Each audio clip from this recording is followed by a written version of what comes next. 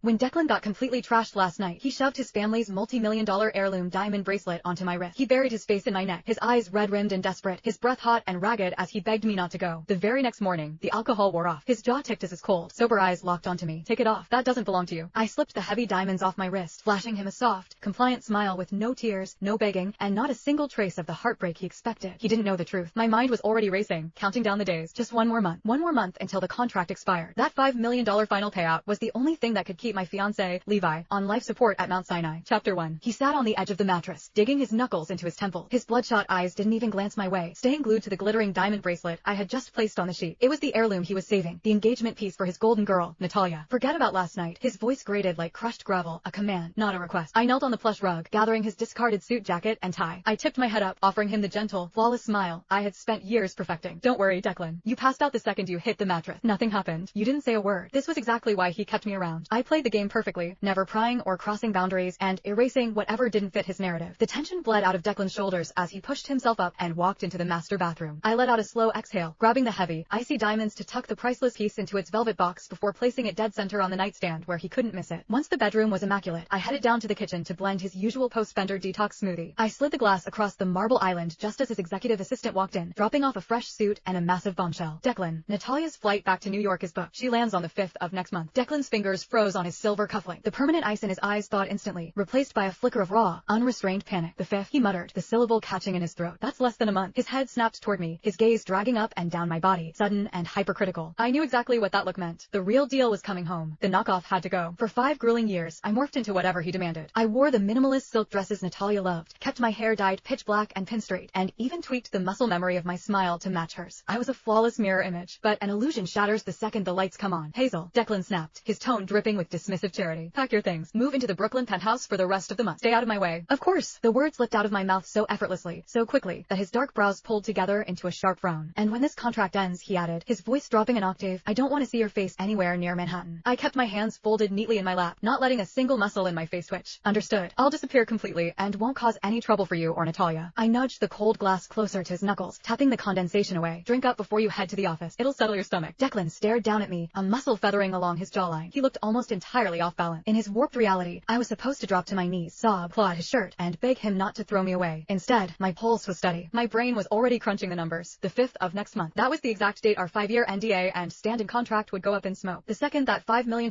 wire transfer hit my bank account, I was done babysitting this walking red flag. Declan downed the drink and tossed a sleek black Amex onto the kitchen counter, the heavy metal clattering against the marble. "Buy yourself something decent. I'm dragging you to a private party in 3 days. Your final appearance." He paused, his eyes narrowing as he took in my relaxed posture. A cruel